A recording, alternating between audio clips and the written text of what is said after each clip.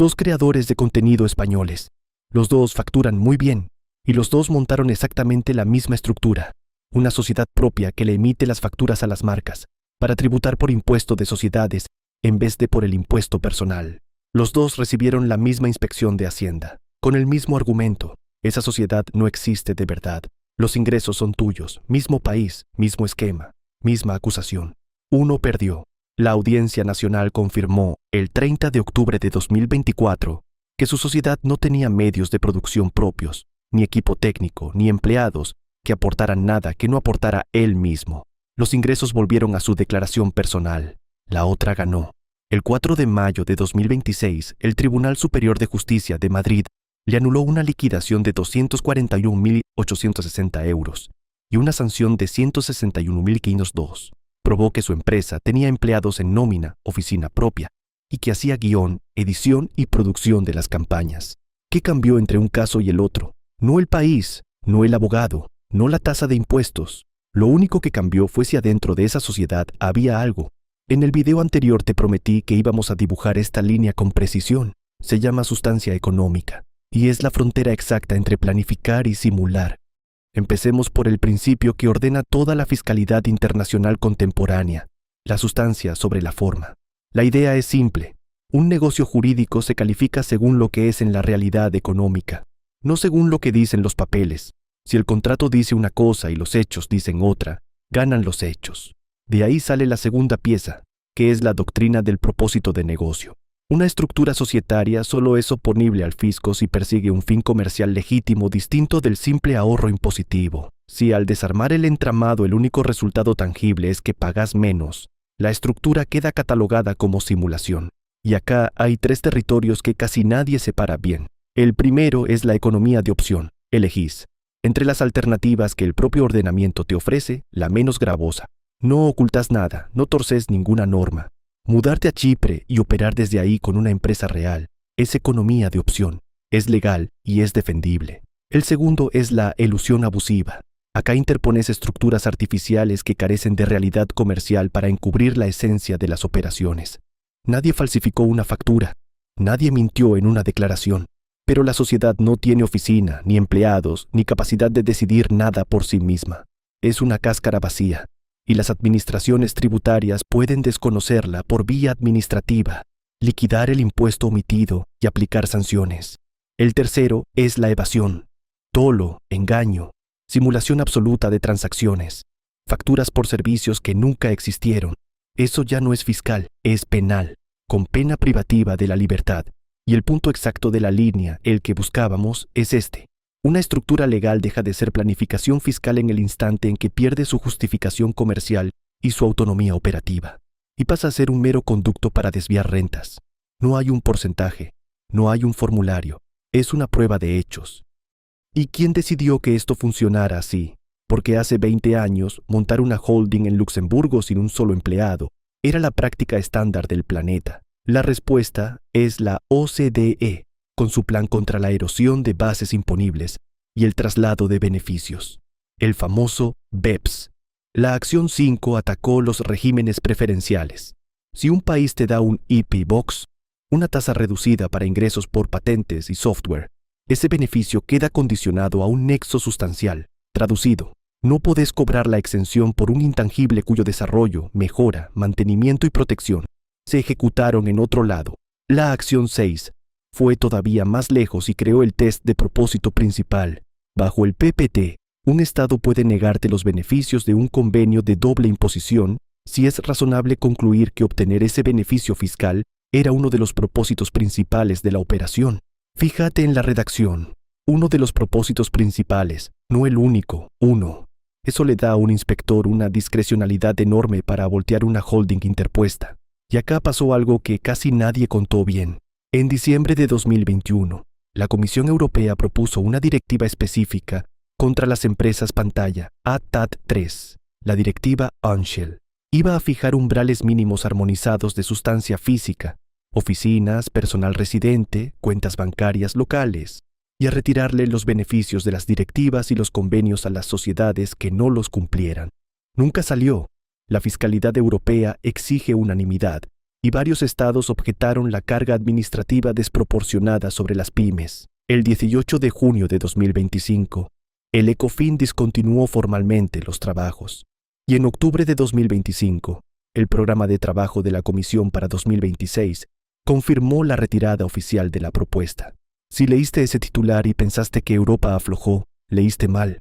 El Consejo no abandonó el objetivo, cambió la herramienta. En vez de un marco punitivo paralelo, los principios de sustancia de Anschell se están integrando como nuevas señas de identidad dentro de DIC 6, el régimen de declaración obligatoria de mecanismos transfronterizos que ya existe y ya funciona. O sea, en lugar de una directiva nueva que castiga, un sistema viejo que detecta, las administraciones van a identificar de forma automatizada las sociedades sin sustancia, usando la infraestructura de reporte que ya tienen. Y después cada estado aplica su propio derecho interno. Menos ruido político, más eficacia, y hay una pieza más del lado de las grandes corporaciones. El Pilar 2 de la OCDE impone un mínimo global efectivo del 15% a los grupos con más de 750 millones de euros de ingresos consolidados, pero contempla una excepción llamada exclusión de rentas basada en la sustancia. ¿Cómo funciona?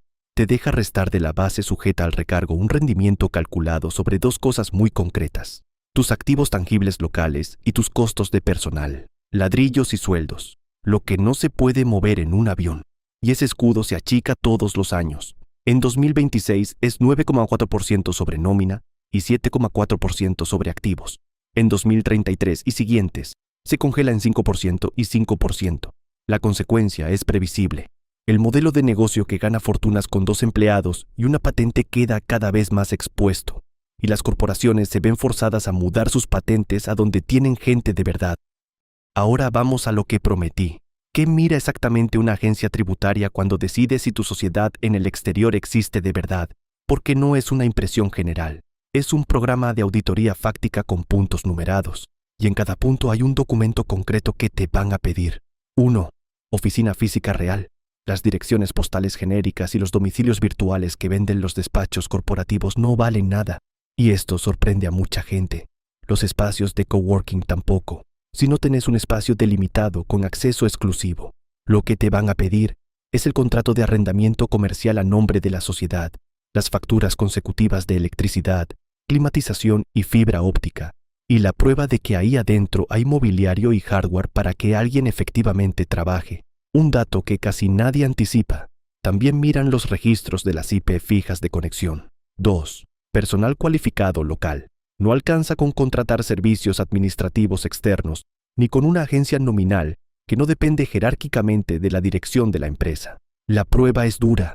Contratos de trabajo bajo el marco laboral del país de registro, nóminas liquidadas a través del sistema bancario local y los comprobantes de las cotizaciones mensuales ante la seguridad social de ese país. Y súmale algo que la gente subestima. Te piden los currículums y los títulos del personal para verificar que tienen el perfil profesional que la función requiere. No sirve un empleado nominal que figura pero no podría hacer el trabajo. 3. La sede de dirección efectiva. Este es el criterio más letal de todos. Se lo conoce por sus siglas en inglés, POEM, Place of Effective Management. El principio dice que una sociedad tributa donde se ejerce realmente el control estratégico y comercial, al margen de dónde esté inscripto el domicilio social. ¿Cómo lo prueban? Piden el libro de actas del Consejo de Administración y verifican que las reuniones y los debates estratégicos hayan ocurrido físicamente en la jurisdicción extranjera. Y después hacen algo que a mí me parece la parte más cruda del procedimiento. Cruzan la fecha de firma de cada acta con los registros de viaje de los directores, billetes de avión, reservas de hotel, sellos migratorios en el pasaporte. Si el acta dice que el directorio se reunió en Nicosia el 14 de marzo y tu pasaporte dice que ese día estabas en Buenos Aires, la estructura acaba de caerse. 4. Operativa bancaria e instrumentación local. La sociedad tiene que operar con cuentas en entidades bancarias establecidas físicamente en el país de registro. Las cuentas virtuales o las plataformas de pago de terceros países no sirven como única vía de tesorería, y los extractos tienen que reflejar el pago directo de los gastos operativos locales. El alquiler, los sueldos, los suministros. Si la sociedad chipriota no le paga la luz a nadie en Chipre, algo no cierra. Detalle fino. En los contratos con clientes y proveedores, auditan las firmas electrónicas para comprobar que los certificados digitales se ejecutaron desde direcciones IP geolocalizadas en la jurisdicción de la empresa. 5. Proporcionalidad financiera y gestión de riesgos. Acá el inspector hace una cuenta muy simple. ¿Hay relación lógica entre los activos, los gastos de personal y el beneficio declarado? Si una sociedad reporta utilidades millonarias operando con una oficina de un solo despacho y un empleado a media jornada, salta la alerta de artificialidad y de precios de transferencia abusivos. Y el último filtro es el de los riesgos. La entidad extranjera tiene que demostrar autonomía económica para soportar los riesgos del negocio, responsabilidades contractuales, fluctuaciones cambiarias, pérdidas. Si los contratos revelan que esos riesgos los absorbe en realidad el socio fundador o la matriz del país de origen, mediante garantías de indemnidad, la estructura se descalifica por simulación, porque una empresa que no puede perder tampoco puede ganar de verdad. Con el checklist en la mano, ya podemos aislar los 3 errores que hacen caer estructuras que en el papel eran impecables. Error número 1. El director nominal. Las leyes de sustancia crearon una industria próspera. Despachos que te venden un director residente local para que figure en el registro mercantil, prometiéndote privacidad y una dirección efectiva justificada de forma automática. Es una trampa. Un director nominal que asume el cargo de manera pasiva no ejerce control real. Se limita a firmar resoluciones y transferencias siguiendo tus instrucciones. Eso ya vulnera sus deberes fiduciarios de diligencia, y cuando la inspección lo entrevista, el entramado se desarma en 5 minutos. Le preguntan quiénes son los 3 principales clientes de la empresa, cómo se fija el precio del servicio, quién decidió la última contratación. Si no sabe, queda constatada la simulación. Ahí el fisco recaracteriza a la sociedad como residente en tu país y liquida impuestos atrasados, intereses y sanciones. Error número 2. Dirigir desde tu living. Este es el más común entre emprendedores digitales y el más silencioso, porque no requiere ninguna mala fe. Montás la sociedad afuera, cumplís con la oficina, hasta contratás a alguien, pero seguís tomando vos, desde tu casa en Madrid o en Buenos Aires, absolutamente todas las decisiones comerciales. ¿A qué cliente le vendés? ¿A qué precio? ¿Cuándo se cobra? ¿En qué se invierte? Eso es dirección efectiva local en tu país de residencia. Y basta para trasladar la residencia fiscal de la sociedad entera, con oficina y todo. Si vas a mantener tu residencia personal en el país de origen, tenés que documentar de forma obsesiva que las decisiones se toman allá, agendas de reuniones, correspondencia comercial, actas validadas con IP local y viajes que respalden cada fecha. Error número 3. La desproporción. El tercer error no es hacer algo mal, es hacer todo a medias. Una estructura con costos operativos de 9.000 euros al año que declara un beneficio de 1.200.000 no resiste ninguna lectura. No importa que cada elemento por separado sea real. El conjunto no tiene sentido económico. Y hay una variante particularmente peligrosa: sacar la propiedad intelectual del país donde efectivamente se desarrolla. Si el software se programa en Barcelona y la titularidad de la patente está en una sociedad que no tiene un solo desarrollador, no hay nexo sustancial. Eso lo mira la acción 5 de BEPS, lo mira el IP Box de cualquier país serio y lo miran las leyes de sustancia offshore, donde las actividades de propiedad intelectual están directamente clasificadas como de alto riesgo. 3 errores, ninguno de ellos requiere mentir, los 3 alcanzan para perder. Ahora, ¿con qué herramienta legal concreta te alcanzan? Se llaman reglas CFC, por Controlled Foreign Company, en castellano, Transparencia Fiscal Internacional, y son el mecanismo defensivo central de todos los países de alta tributación. El principio es brutal en su simplicidad. Si controlas una sociedad en el exterior que tributa poco y que genera rentas pasivas, las utilidades de esa sociedad se te atribuyen directamente a tu declaración personal. Hayas cobrado dividendos o no, el diferimiento desaparece. Pero cada país escribió su versión, y las diferencias importan muchísimo. Repasemos 5. España. Se activa con el 50% del capital, los resultados o los derechos de voto. El gatillo es que el impuesto pagado afuera sea inferior al 75% del que habrías pagado en España. Con el tipo general del 25%, el umbral efectivo queda debajo del 18,75%. Pero España tiene una válvula de escape importante. No se aplica si probás que la filial hace una actividad comercial real con medios adecuados. Y hay un límite de minimis. Quedas fuera si los beneficios anuales de la sociedad extranjera son inferiores a 750.000 euros o no superan el 10% de sus costos de explotación. Argentina. Y acá presten atención los que tienen o piensan tener una LLC en Estados Unidos, porque el tratamiento es especialmente duro. El artículo 130 de la Ley de Impuesto a las Ganancias establece que si un residente argentino controla una entidad del exterior, que es fiscalmente transparente en su jurisdicción de origen, que es exactamente lo que es una LLC de un solo miembro frente al IRS, las utilidades netas se atribuyen de forma directa e inmediata a la declaración jurada anual del socio argentino. No hay diferimiento, no hay debate, se imputa. Y si la entidad no es transparente, pero está en una jurisdicción con tasa corporativa efectiva, inferior al 15%, la ley presume el régimen CFC, cuando al menos la mitad de sus ingresos son rentas pasivas. Encima, la Resolución General 46697 obliga a un régimen de información anual con balances de la estructura donde tenés que demostrar documentalmente la sustancia material. México. El régimen se llama REFIPRES y tiene tolerancia mínima. El gatillo es un impuesto extranjero inferior al 75% del mexicano, con la tasa general del 30%. Cualquier tributación efectiva por debajo del 22,5% califica. Lo característico de México es que no mira solo las acciones, sino el control efectivo. Si podés determinar unilateralmente el destino de los dividendos o administrar las asambleas, aunque sea por interpósita persona, estás adentro. Y hay una trampa procesal feroz. Existe una declaración informativa obligatoria cada febrero, y si no la presentás, perdés automáticamente el derecho a desvirtuar la presunción en una auditoría. El fisco liquida sobre ingresos brutos, sin deducciones. Colombia. Es la red de captura más amplia de la región. El régimen ETCE se activa con apenas el 10% de participación, siempre que el control global esté en manos de residentes colombianos. 10%. La contracara es una salida clara. Si las rentas activas representan más del 80% de los ingresos brutos anuales, hay presunción de derecho y toda la sociedad queda fuera del régimen. Chile. El artículo 41G se activa con el 50% del capital, las utilidades o los votos, y el umbral comparativo está en el 30%. Lo interesante de Chile es donde puso el foco. El Servicio de Impuestos Internos trata prioritariamente como rentas pasivas los ingresos por cesión de patentes, marcas, fórmulas, algoritmos y programas de computación.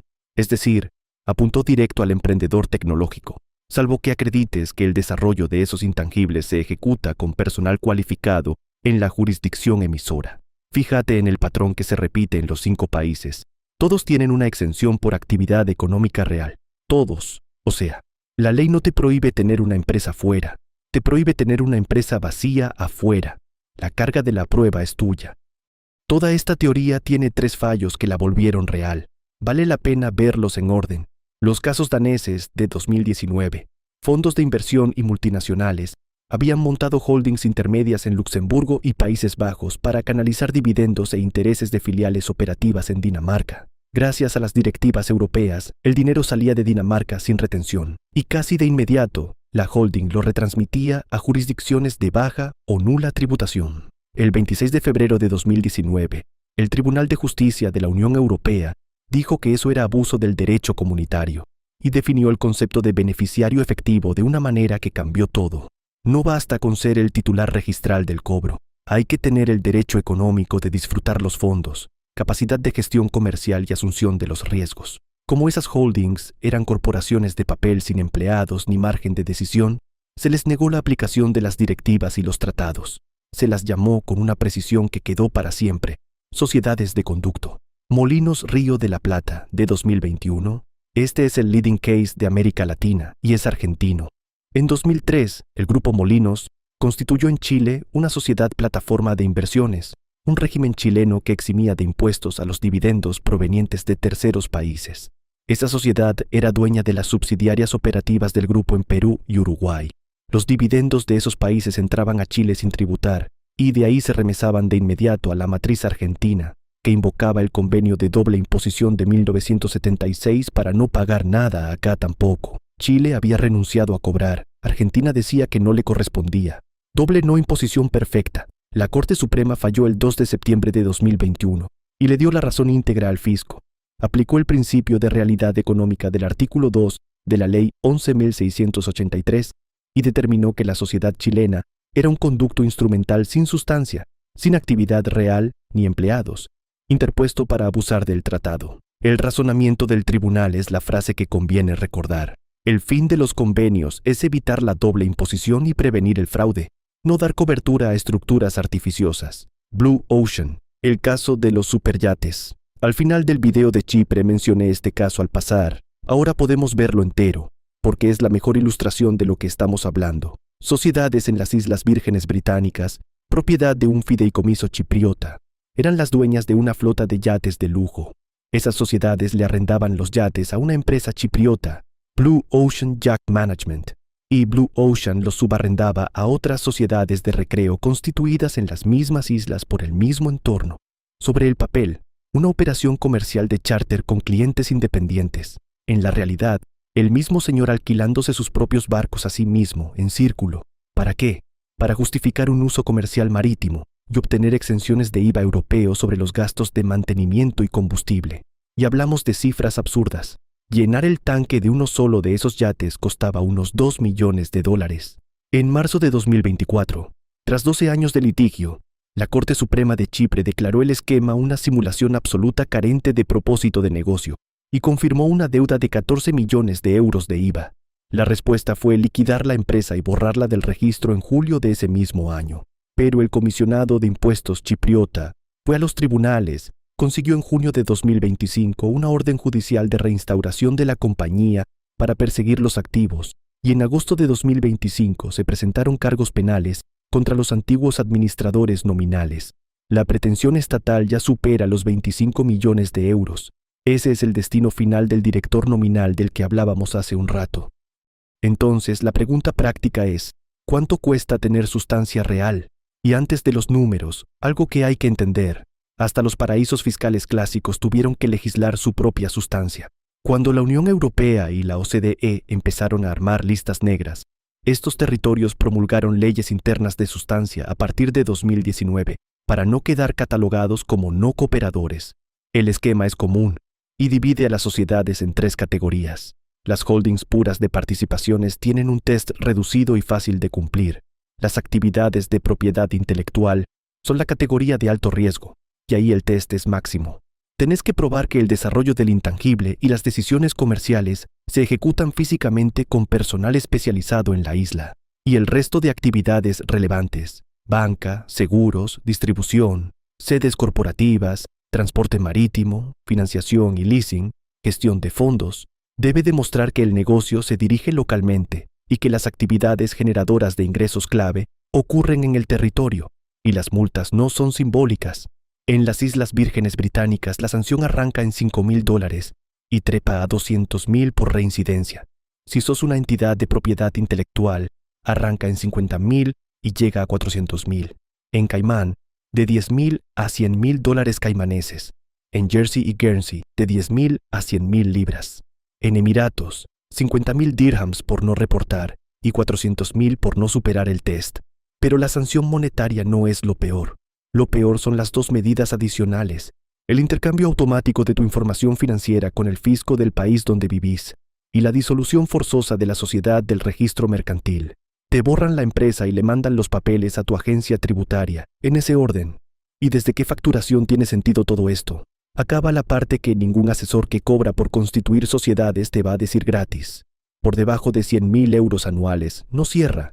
Los costos de mantener la sustancia se comen íntegra la diferencia de tributación contra operar como persona física o con una sociedad local en tu propio país. A ese nivel de ingresos, la única estructura internacional que sale barata es la cáscara vacía, que es exactamente la que no deberías tener. Entre 150,000 y 300,000 aparecen Chipre y Estonia. Estonia solo funciona si no repartís utilidades y reinvertís todo, porque su ventaja es el diferimiento. Chipre funciona si trasladas tu residencia personal a la isla y combinas sustancia societaria con el régimen de no domiciliados. Por encima de 500,000, los costos se diluyen dentro del volumen y se abren Malta, Irlanda o Emiratos. Ahí la sustancia deja de evaluarse como un gasto de cumplimiento y pasa a ser una inversión de blindaje. Y para dimensionar de qué costos hablamos, en Chipre, que ya analizamos en detalle, solo la oficina registrada y el secretario local son entre 1,000 y 1,500 euros al año. Y la auditoría obligatoria, que aplica sin importar el tamaño ni si la empresa estuvo inactiva, arranca en 2.500 y sube. Eso, antes de alquilar un metro cuadrado de oficina real o de contratar al primer empleado. Y acá viene la parte incómoda de todo esto. La regulación global de la sustancia se vendió como una ofensiva contra los gigantes que no pagan impuestos. Mira el resultado real. Un grupo multinacional tiene el músculo financiero para poner activos tangibles y personal desplazado en una jurisdicción de baja tributación. De hecho, el Pilar 2 le premia explícitamente ese gasto con la exclusión de rentas basada en la sustancia. Cuanta más nómina y más ladrillo, menos recargo. El pequeño emprendedor tecnológico, el profesional independiente y el creador de contenido no pueden pagar eso. Para ellos, la barrera de entrada es insalvable, y el efecto neto de una norma pensada contra las grandes corporaciones es que la optimización fiscal quedó reservada, de hecho, para las grandes corporaciones. Después está la asimetría en la fiscalización, que es todavía más evidente. Una transnacional discute sus diferencias con los estados en procesos bilaterales de precios de transferencia, acuerdos previos de valoración y litigios internacionales que duran una década. Un youtuber recibe una presunción automática de elusión abusiva, una liquidación de cientos de miles de euros y una sanción que le asfixia la liquidez. Y la sobreexposición mediática los convierte en objetivos ideales para campañas de fiscalización con fines ejemplarizantes. El nombre vende, el caso se difunde, y el mensaje llega a todo el sector. Es justamente lo que hace tan importante el fallo del que hablamos al principio. Recordó que la administración no puede regularizar estas estructuras con fórmulas automáticas, atribuyéndole a la persona física casi todo el ingreso de la sociedad, cuando la empresa aporta valor real. Aunque conviene aclarar algo, esa sentencia todavía puede ser recurrida ante el Tribunal Supremo. El marco es el mismo para todos, la capacidad de sostenerlo, no. Entonces, ¿dónde quedó la línea? No está en el país que elegís, no está en la tasa, no está en el tipo societario, ni en el nombre de la jurisdicción. Está en si esa empresa hace algo, decide algo y arriesga algo. Oficina real, gente contratada de verdad, decisiones tomadas donde dice el acta, cuentas locales que pagan gastos locales, y una proporción sensata entre lo que la empresa tiene y lo que la empresa gana. Si eso está, casi todos los regímenes del mundo tienen una exención esperándote. Si eso no está, ningún paraíso fiscal te alcanza. Delaware, Irlanda, Andorra, Chipre. 4 videos, 4 sistemas distintos, y la misma pregunta debajo de todos. El país correcto no te salva si la empresa está vacía. Y ahora te pregunto a vos, ¿las reglas de sustancia son una defensa legítima de los estados contra la simulación? ¿O terminaron siendo un privilegio que solo pueden pagar los que ya son grandes? Te leo en los comentarios. Si te quedaste con la duda práctica, bueno, ¿y entonces qué estructura me conviene a mí? En el próximo video la vamos a comparar en serio. LLC en Estados Unidos, LLP en Reino Unido y sociedad en Estonia, con los números de cada una y con esta misma vara de la sustancia encima. Nos vemos ahí.